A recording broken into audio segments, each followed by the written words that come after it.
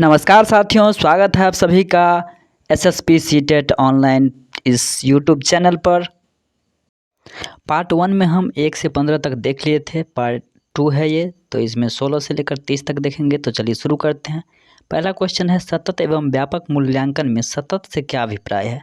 देखिए, तो आपको समझना पड़ेगा सतत एवं व्यापक मूल्यांकन क्या होता है। सतत एवं व्यापक मूल्यांकन का मतलब होता है कंटिन्यूअस एंड कम्प्रीहेंसिव इवेल्युएशन। इसका 2 टाइप होता है, शैक्षिक और सहशैक्षिक। शैक्षिक पक्ष हुआ यानी पेन पेपर टेस्ट, जो कि ज्ञानात्मक पक्ष से संबंधित है। और स्वशैक्षिक पक्ष है कि कोई बच्चा खेलने में कैसा है, दौड़ने में कैसा है, भागने में कैसा है, वो पेंटिंग करने में कैसा है, ये सब। चलिए अब ऑप्शन पढ़ते हैं। पहला ऑप्शन का रहा, अध्यापन के दौरान विद्यार्थी विभिन्न उपकरणों का प्रयोग करते हुए छात्रों के साथ साथ मूल्यांकन करना एवं उनकी सहायता करना। तो ये ऑप्शन तो ठीक है। फिर भी आगे देखते हैं। अंक को ग्रेड व अन्य प्रकार के छात्रों की उपलब्धि की सतत तुलना नहीं करना है, तो इस प्रकार से 2 नंबर कट जाएगा आपका। तीसरा है, निश्चित अंतराल पर पूरे शैक्षणिक वर्ष में औपचारिक पेपर पेंसिल परीक्षा लेना। तो सतत एवं व्यापक मूल्यांकन में केवल पेपर पेंसिल टेस्ट ही नहीं लेना है, आपको शैक्षिक के साथ साथ सहशैक्षिक भी जोड़ना है। तो 3 नंबर भी इसके आधार पर कट जाएगा। चौथा नंबर कह रहा है आपका, समय समय पर बच्चों के स्मरण एवं प्रत्यास्मरण की योग्यता का मापन करना। मतलब बच्चा कितना अच्छा से रट रहा है, इस बात का आकलन करना। तो ये भी कट जाएगा। तो इस प्रकार से जो 16 नंबर का आंसर होगा वो 1 नंबर हो जाएगा। चलिए अगला क्वेश्चन की तरफ बढ़ते हैं। अगला क्वेश्चन कहता है, शिक्षार्थियों को किस प्रकार के लक्ष्य निर्धारित करने के लिए प्रोत्साहित किया जाना चाहिए। यानी विद्यार्थी को किस प्रकार के लक्ष्य निर्धारित करने के लिए प्रोत्साहित किया जाना चाहिए। ऑप्शन देखिए, ऑप्शन देखते हैं। ऑप्शन है आपका प्रवीणता अभिमुखी लक्ष्य, दूसरा है असफलता से बचने वाले लक्ष्य, तीसरा है असफलता स्वीकार्य लक्ष्य, चौथा है आपका आत्मपराजित लक्ष्य। तो आत्मपराजित यानी सेल्फ डिपेंडिंग, ये तो होगा नहीं आपका कि अपने आप को पराजित करने वाला लक्ष्य। देखिए दूसरा है असफलता स्वीकार्य लक्ष्य, तो मतलब असफलता तो सफलता का जननी है। इसके बाद देखिए असफलता से बचने वाले लक्ष्य, तो ये भी खत्म हो जाएगा आपका। तो यानी 2 नंबर, 3 नंबर, 4 नंबर तो ऐसे ही कट जाएगा। इसके बाद 1 नंबर है प्रवीणता अभिमुखी लक्ष्य, तो यही आपका आंसर हो जाएगा। देखिए इसका मतलब समझिए थोड़ा है क्या। प्रवीणता अभिमुखी लक्ष्य का मतलब होता है कि मास्टरी ओरिएंटेड, कि कोई भी टॉपिक है उसके बारे में अधिक से अधिक नॉलेज ग्रहण करना, अधिक से अधिक ज्ञान के बारे में जानना कि वो चीज़ है क्या। तो इसके लिए हम बच्चे को प्रोत्साहित कर सकते हैं। चलिए नेक्स्ट क्वेश्चन है आपका, निम्न में से कौन सा इंक्लूजन यानी समावेशन का नियम है। पहला है विभेदन यानी भेदभाव, तो जब भी आप शामिल करेंगे तो भेदभाव नहीं करेंगे, ये तो ऐसे ही कट जाएगा आपका। इसके बाद है मानकीकृत अनुदेशन यानी स्टैंडर्डाइज्ड इंस्ट्रक्शन, तो केवल आप मानकीकृत अनुदेशन देंगे, इंस्ट्रक्शन देंगे, उससे कुछ होगा नहीं। आगे है व्यक्तिगत विभिन्नताओं को स्वीकार करना, तो जब आप व्यक्तिगत विभिन्नता को स्वीकार करते हैं तो मतलब उसमें आप समावेशन का बात करते हैं, यहाँ पे आप भेदभाव नहीं कर रहे हैं, आप स्वीकार रहे हैं। इसके बाद चौथा नंबर कह रहा है पृथक करना और नामांकित करना, मतलब सेग्रेगेशन एंड लेवलिंग, तो अलग अलग करना नहीं है, आपको समावेशन करना है, तो अलग अलग नहीं करेंगे। तो इस प्रकार से आप देख लिए कि 1 नंबर, 2 नंबर और 4 नंबर गलत है। आंसर आपका सही है 3 नंबर। और ये समावेशी शिक्षा का क्वेश्चन है, तो अच्छा क्वेश्चन है, आप समझ के कर सकते हैं, आसान क्वेश्चन भी है। चलिए नेक्स्ट क्वेश्चन की तरफ बढ़ते हैं। 19 नंबर क्वेश्चन कर रहा है, एक बच्चा जो आंशिक रूप से देख सकता है उसे। देखिए जो एक बच्चा है जो मतलब पूरा साफ साफ तो नहीं देख पाता है लेकिन आधा देख पाता है, तो उसके लिए क्या है। ऑप्शन है आपका घर पर शिक्षा प्राप्त करने के लिए प्रेरित करना चाहिए, तो यदि केवल घर पे ही शिक्षा प्राप्त करेगा तो फिर विद्यालय किस लिए बना है, तो एक ऑप्शन तो ऐसे ही कट जाएगा। दूसरा है उसे एक अलग संस्थान में रखने की ज़रूरत है, यानी स्पेशल एजुकेशन का बात करता है, तो ये भी कट जाएगा। तीसरा ऑप्शन है समावेशी प्रावधानों का पालन करने वाले नियमित स्कूल में जाना चाहिए। चौथा है बिना किसी विशेष प्रावधान वाले नियमित स्कूल में डाल देना चाहिए ताकि उसकी स्थिति को जूझने की क्षमता विकसित हो। तो ऐसा नहीं है, देखिए आपको घर पे छोड़ना नहीं है, उसको स्पेशल विद्यालय में भेजना नहीं है, ये भी समावेशी शिक्षा का क्वेश्चन है। आज का जो ट्रेंड है उसमें समावेशी शिक्षा यानी इंक्लूसिव एजुकेशन को महत्वपूर्ण माना गया है। इंक्लूसिव एजुकेशन यानी समावेशी शिक्षा में सभी जाति, धर्म, लिंग किसी भी प्रकार को भेदभाव नहीं किया जाता है। उसमें सभी प्रकार के दिव्यांग हो, जनरल हो, चाहे किसी भी प्रकार का बच्चा हो, सबको शामिल किया जाता है और सभी पे व्यक्तिगत रूप से उसका ख्याल किया जाता है, ध्यान किया जाता है और जिसको जो ज़रूरत हो उसके आवश्यकता अनुसार से वहाँ पे पठन रणनीति बनाया जाता है और शिक्षा दिया जाता है। तो आप समझ सकते हैं कि इसका आंसर जो है 3 नंबर हो जाएगा। बाकी 1 number, 2 number, 4 number option cut जाएगा। चलिए नेक्स्ट क्वेश्चन की तरफ बढ़ते हैं। अगला क्वेश्चन है आपका 20 नंबर। 20 नंबर क्वेश्चन कह रहा है, निम्न में से कौन सा शिक्षा प्रणाली कक्षा में सृजनात्मकता में सहायक होगा, यानी क्रिएटिविटी में जो है सहायक यानी सहायता प्रदान करेगा, सपोर्ट प्रदान करेगा। देखिए पहला है ऑप्शन आपका कल्पनाशील उत्तरों को स्वीकारना। तो जब कल्पनाशील उत्तर होगा तो मतलब अलग अलग वैरायटी से सोचेगा, तो ये बात तो ठीक है। दूसरा है विचार मंथन पर बल देना, यानी विचार मंथन करेगा, कोई भी टॉपिक है उस पर अलग अलग वैरायटी से सोचेगा, तो ये भी ठीक है। इसके बाद दिया हुआ 3 नंबर के अभिसारी चिंतन पर बल देना। तो अभिसारी चिंतन पर बल नहीं देना है, क्योंकि अभिसारी चिंतन क्लोज एंडेड हो गया आपका, एक क्वेश्चन और एक ही प्रकार का सोल्यूशन, तो ये कट जाएगा, ये सृजनात्मकता को सहायता नहीं पहुँचाएगा। अगला है असम्मति के प्रति सहनशीलता, कि क्यों बच्चा असहमत है, तो ये भी हो जाएगा। तो इस प्रकार से देख लीजिए 3 नंबर जिसमें नहीं होगा वो आपका आंसर हो जाएगा। तो 3 नंबर देखिए आपका 3 नंबर कौन कौन में नहीं है, तो केवल 2 ही कटेगा और 1, 3, 4 किधर मिल रहा है आपको, 1, 3, 4। तो 1, 3, 4 सॉरी 3 नंबर तो अभिसारी चिंतन पर बल देना है, तो ये तो कट ही गया। तो 1, 2, 4 1, 2, 4 देखिए आपका 4 नंबर में मिल रहा है, तो आपका 4 नंबर इसका सही आंसर हो जाएगा। चलिए नेक्स्ट क्वेश्चन की तरफ बढ़ते हैं।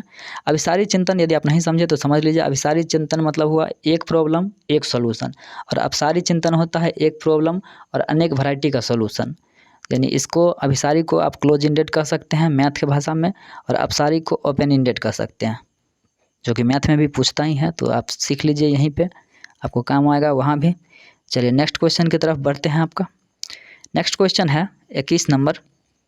21 नंबर क्वेश्चन कह रहा है, एक स्वैर चिंतन आत्मविमोह यानी ऑटिज्म का बात कर रहा है वाले छात्र को आयोजित सत्र की सामूहिक क्रियाकलापों को करने में कठिनाई का सामना कर रहा है कि सहायता करने के लिए निम्नलिखित में से कौन सी विधि समावेशी दृष्टिकोण के अनुरूप नहीं है। कह रहा है एक ऑटिज्म वाला बच्चा है और उसको शामिल करना है, तो कौन सा गतिविधि जो है उसके अनुरूप नहीं होगा। ऑप्शन में आपको खोजना है। देखिए पहला है सामूहिक कार्य के दौरान उपयुक्त प्रत्यक्ष और लिखित सामग्री देना, इसको तो थोड़ा ठीक मानेंगे अभी, क्योंकि कौन सा दृष्टिकोण अनुरूप नहीं है, देखिए यहाँ पे नहीं लगा दिया है, इस बात को आपका ध्यान में रखना है। अगला है बच्चे को कम शोर वाले विश्रांत वातावरण में युग्मों में कार्य करने की अनुमति देना, ये भी ठीक है। बच्चे को विशिष्ट विद्यालय में भेजना, देखिए आपका आंसर मिल गया है, क्योंकि जब समावेशी शिक्षा का बात करते हैं, तो जब समावेशी शिक्षा का बात होता है तो विशिष्ट विद्यालय में तो आप भेजेंगे नहीं, आपको भेजना है समावेशी विद्यालय में बच्चे को। और इसमें कहा जा रहा है कि एक बच्चा है ऑटिज्म से पीड़ित है, तो उसके लिए कौन सा विधि या दृष्टिकोण अनुरूप नहीं होगा, तो समावेशी विद्यालय में आपको भेजना है, ना कि विशिष्ट विद्यालय में, तो ये इसका अनुरूप नहीं होगा। तो 3 नंबर इसका गलत जवाब है। फिर भी देखिए आगे भी कुछ मिल जाए। समान कक्षा में प्रतिकारी अध्यापक की मदद लेना, तो कोई दिक्कत है नहीं, टीचर का मदद लेगा तो इस प्रकार से 3 नंबर इसका सही आंसर हो जाएगा। चलिए नेक्स्ट क्वेश्चन की तरफ बढ़ते हैं। अगला क्वेश्चन है 22 नंबर। एक प्राथमिक कक्षा में शिक्षक को छात्रों के प्रश्न पूछने ऑप्शन के लिए प्रोत्साहित करना चाहिए, को हतोत्साहित करना चाहिए। अगला है आपका कि कभी भी अनुमति नहीं देनी चाहिए। चौथा नंबर कह रहा है ऑप्शन पर सज़ा देनी चाहिए। तो देखिए एक प्राथमिक कक्षा में शिक्षक को छात्रों को प्रश्न पूछने के लिए प्रोत्साहित करना चाहिए। बच्चा प्रश्न पूछेगा तभी तो वो कुछ सीखेगा, वो जानना चाहेगा, तो बिना प्रश्न पूछे कैसे जान पाएगा। तो आप एक टीचर हैं तो आपको बच्चे को नॉर्मल माहौल देना है, आपको डरा धमका के बिल्कुल भी नहीं रखना है, मारपीट तो बिल्कुल भी नहीं करना है, आपको बच्चे को प्रोत्साहित करना है, हतोत्साहित बिल्कुल भी नहीं करना है। और अनुमति नहीं देंगे तो आप उससे पूछ भी नहीं पाएगा, कुछ भी पूछना रहेगा उसको। तो देखिए 22 नंबर एकदम इजी क्वेश्चन है, आप आसानी से आंसर टिक कर सकते हैं, को प्रोत्साहित करना चाहिए, यानी 22 का जो आंसर होगा वो 1 नंबर हो जाएगा। चलिए नेक्स्ट क्वेश्चन की तरफ बढ़ते हैं। कथन कारण वाला क्वेश्चन है, अच्छा क्वेश्चन है। कथन है विद्यालय के छात्रों को पाठ्य पुस्तकों को याद करके पुनः उगल देने की योग्यता के स्थान पर उनमें अपनी आवाज़ उठाने, जिज्ञासा शांत करने, क्रियाशील होने, प्रश्न पूछने के बाद विवाद करने, समूह के कार्य करने की योग्यता विकसित करनी चाहिए। तो ये स्टेटमेंट तो बिल्कुल सही है कि उगलना नहीं है, सोचने पे बल देना है। केवल रट के उगल देना ये तो ठीक नहीं होता है, काम करके सीखना है। तो यही बता रहा है इस कथन में, तो ये ठीक है। दूसरा है आपको कारण आर, कहता है अधिगम एक स्वरूप क्रियाशील एवं सामाजिक है। तो ये भी ठीक है, मतलब ए और दो दोनों ठीक है। तो इसका जो आंसर है आप आसानी से दे सकते हैं कि इसका आंसर है 1 नंबर हो जाएगा, कोई बात नहीं है दिक्कत का। चलिए नेक्स्ट क्वेश्चन की तरफ बढ़ते हैं। तो इसका जो आंसर है वो 1 नंबर हो जाएगा, देख लिए हम। नेक्स्ट आपका 24 नंबर क्वेश्चन। 24 नंबर क्वेश्चन कहता है एक विशेष विषय में ज्ञान और संबंध को सुव्यवस्थित तथा निरूपित करने के लिए आलेखीय साधनों का प्रयोग क्या कहलाता है। 24 नंबर क्वेश्चन है। तो देखिए पहला है खंड, खंड का मतलब होता है टुकड़ा करना, तो ये तो होगा नहीं। अगला है अग्रवर्ती आयोजक, अग्रवर्ती मतलब एडवांस ऑर्गेनाइजर्स, तो ये भी आपका होगा नहीं। अगला है स्मृति सहायक, मतलब याद करने में जो सहायक हो, तो ये भी होगा नहीं। तो 1 नंबर नहीं होगा, 2 नंबर नहीं होगा, 3 नंबर भी नहीं होगा। तो जो आपका आंसर है कंसेप्ट मैपिंग यानी कि संकल्पना मानचित्र, ही आपका सही आंसर हो जाएगा। और आप समझेंगे कि संकल्पना मानचित्र क्या होगा, तो आप क्वेश्चन को पढ़िए, आपको पता चल जाएगा कि संकल्पना मानचित्र क्या है। चलिए नेक्स्ट क्वेश्चन की तरफ बढ़ते हैं। 25 नंबर। 25 नंबर क्वेश्चन का रहा है उस उदाहरण को चुनिए जो आंतरिक प्रेरणा को दर्शाता है। तो देखिए मोटिवेशन सीटेट के लिए इम्पोर्टेंट टॉपिक है, यहाँ से आपको 1 नंबर का क्वेश्चन आता ही है। यह मोटिवेशन जो होता है, अभिप्रेरणा होता है, 2 प्रकार का होता है। पहला होता है आंतरिक अभिप्रेरणा, दूसरा होता है बाह्य अभिप्रेरणा। आंतरिक अभिप्रेरणा में आदमी का इच्छा अंदर से होता है काम करने का, और बाह्य अभिप्रेरणा में उसे प्रशंसा पाने, पुरस्कार पाने, इस सब पे ध्यान रहता है। तो चलिए ऑप्शन खोजते हैं।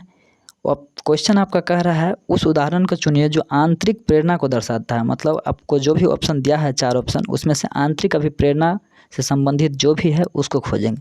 देखिए पहला ऑप्शन है आपका रोशनी परीक्षा में अच्छे अंक के लिए परिश्रम कर रही है क्योंकि उसके माता पिता ने उसे 90% से ऊपर अंक लाने पर घड़ी दिलवाने का वादा किया है। तो देखिए ये पुरस्कार का बात कर रहा है, तो ये बाह्य अभिप्रेरणा है, तो 1 नंबर तो ऐसे ही कट जाएगा। दूसरा है रूमी अपना गृह कार्य पूरा कर रहा है क्योंकि उसको माता पिता फिर उसे टीवी देखने देंगे, तो ये भी बाह्य अभिप्रेरणा हो गया। तीसरा है आपका रमा बहुत सी पुस्तकें पढ़ रही है क्योंकि रीडिंग स्टार बोर्ड पर अपना नाम ऊपर लाकर वह अध्यापिका की प्रशंसा पाना चाहती है। तो हम आपको 2 लाइन बस बताए थे, आंतरिक अभिप्रेरणा में अंदर से मन होगा, बाह्य अभिप्रेरणा में बाहरी पुरस्कार होगा या प्रशंसा पाना चाहेगा। तो 1 2 3 तो कट ही गया। तो 4 नंबर को आपको पढ़ने का ज़रूरत भी नहीं है, आप 4 नंबर ऐसे भी आंसर मार सकते हैं, क्योंकि 4 नंबर जो है आपका जब 1 2 3 नहीं हुआ तो 4 नंबर ही इसका आंसर होगा। और 4 नंबर फिर भी देख लेते हैं। देखिए अपनी परियोजना कार्य के लिए रवि विभिन्न स्रोत तलाश कर रहा है क्योंकि नई जानकारी लेने में रुचि रखता है। तो आंतरिक अभिप्रेरणा जो होता है उसमें रुचि समाहित होता है, अंदर से करने का इच्छा होता है। चलिए तो नेक्स्ट क्वेश्चन की तरफ बढ़ते हैं। 26 नंबर क्वेश्चन है इनमें से कौन सा नीति छात्रों को चिंता का सामना करने में सहायता नहीं देती है। ध्यान रखेंगे आप, नहीं पूछ रहा है तो नहीं पे आपको ध्यान देना है, नहीं पूछ रहा है। तो देखिए ऑप्शन के साथ देखते हैं क्या दिया हुआ। पहला ऑप्शन कह रहा है आपका छात्रों को अधिगम की प्रभावकारी और अर्थपूर्ण विधियां सिखाना। ये तो ठीक है क्योंकि यह चिंता का सामना करने में सहायता करेगा, ऑप्शन ये तो ठीक है। आपको नहीं पूछ रहा है तो नहीं वाला खोजेंगे। दूसरा ऑप्शन कह रहा है आपका छात्रों को लघु अवधि के यथार्थवादी लक्ष्य निर्धारित करने में सहायता देना, ये भी ठीक है। तीसरा है छात्रों को अपनी चिंता की अनुभूति का स्रोत पहचानने में मदद करना, ये भी ठीक है। चौथा कह रहा है कक्षा में छात्रों के प्रदर्शन की एक दूसरे से तुलना करना। तो एक टीचर के रूप में आपको हम जितना भी क्वेश्चन बताएं सब में बताएं कि तुलना नहीं करना है आपको, और यहाँ पे दे दिया है तुलना करना है। तो तुलना करने से छात्रों को चिंतन का सामना करने में सहायता नहीं मिलने वाला है। तो 4 नंबर जो है ये गलत है और इसी को आपको खोजना था। तो 26 का 4 नंबर सही आंसर हो जाएगा। चलिए नेक्स्ट क्वेश्चन की तरफ बढ़ते हैं। नेक्स्ट क्वेश्चन कहता है रचिता एक गणित अध्यापिका अपने छात्रों की भाषा कथन वाले प्रश्नों का सही प्रक्रिया पहचानने में त्रुटि का विश्लेषण कर रही है, उसके पीछे उसका क्या उद्देश्य है। देखिए 27 नंबर क्वेश्चन है, उसका ऑप्शन देखेंगे तो ऑप्शन है आपका, कह रहा है अधिक त्रुटियां वाले छात्रों को कम त्रुटियां वाले छात्रों से पृथक करना। तो बच्चे को आपको अलग अलग तो करना नहीं है, तो ए नंबर तो ऐसे ही कट जाएगा। दूसरा है अधिक त्रुटियां वाले छात्रों को दंड स्वरूप अधिक प्रश्न देना। तो ऐसा नहीं है कि जो गलती ज़्यादा कर रहा है उसको खूब प्रश्न दे रहे हैं। तीसरा ऑप्शन कह रहा है त्रुटि सुधार के लिए अभ्यास वाले अधिक प्रश्न देना। तो अभ्यास वाले अधिक प्रश्न नहीं देना है, आप प्रश्न दे सकते हैं लेकिन अधिक प्रश्न नहीं दे सकते हैं। चौथा कार्य है त्रुटियों को समझना, क्योंकि छात्रों के चिंतन को समझने में मदद करता है। तो गलती यदि बच्चा कर रहा है तो इससे आपको पता चल रहा है कि बच्चा गलती कर रहा है, मतलब थोड़ा सा सीख रहा है, और बच्चा गलती से ही सीखता है, तो उसे आपको समझना पड़ेगा। ये नहीं कि बच्चा गलती कर रहा है तो उसको आप डांटना है, उसको आपको दंड देना है, ऐसा नहीं करना है। तो यही बात आपको समझना है। चलिए अगले क्वेश्चन की तरफ बढ़ते हैं। अगला क्वेश्चन है राष्ट्रीय शिक्षा नीति 2020 किस पर बल देती है। बहुत अच्छा क्वेश्चन है, और NEP 2020 से एक क्वेश्चन निश्चित रूप से आपको देखने को मिलेगा, तो इसे भी आपको पढ़ लेना है और हम आपको पढ़ाएंगे भी। देखिए क्वेश्चन है परीक्षा के लिए पढ़ना। तो परीक्षा के लिए तो कभी पढ़ना है नहीं आपको, ये दिया हुआ है तो केवल फुसलाने के लिए ऑप्शन दिया हुआ है, परीक्षा के लिए नहीं पढ़ना है आपको। दूसरा ऑप्शन है स्मरण आधारित शिक्षा। तो स्मरण मतलब रट्टा से तो आपको वैसे ही दूर जाना है, यानी रोट लर्निंग का बात कर रहा है, तो रोट लर्निंग नहीं करना है। तीसरा है वेधन और अभ्यास, यानी प्रैक्टिस एंड ड्रिल, तो ये एकदम खूब प्रैक्टिस कीजिए, तो ये भी होगा नहीं। अगला है चौथा ऑप्शन संप्रत्यय समझ, यानी कि कंसेप्चुअल अंडरस्टैंडिंग।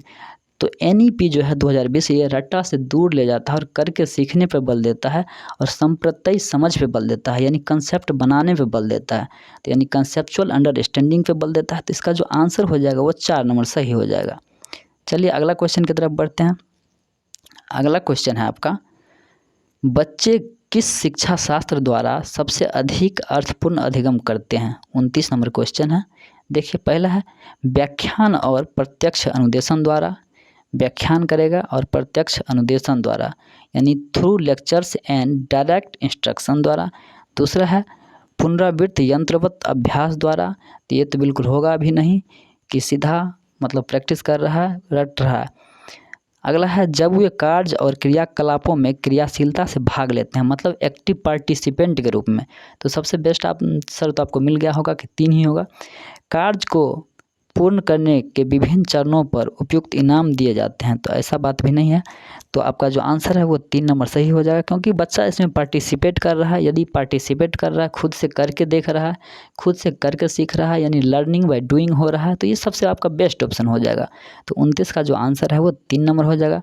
इस वीडियो का लास्ट क्वेश्चन है 30 नंबर क्वेश्चन। जो भी आपको जैसा भी लगे बताइए, हमें अपना कमेंट कीजिए और दोस्तों के साथ वीडियो को शेयर कीजिए। देखिए लास्ट क्वेश्चन है 30 नंबर क्वेश्चन।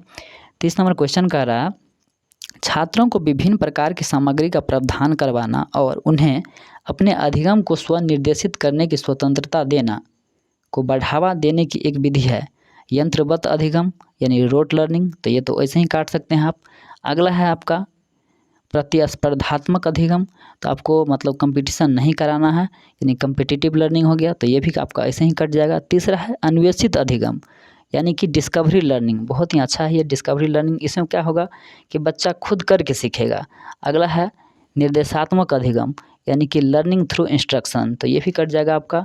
तो 1 नंबर 2 नंबर 4 नंबर आपका ऐसे ही कट रहा है, तो जो आंसर है वो 3 नंबर हो जाएगा।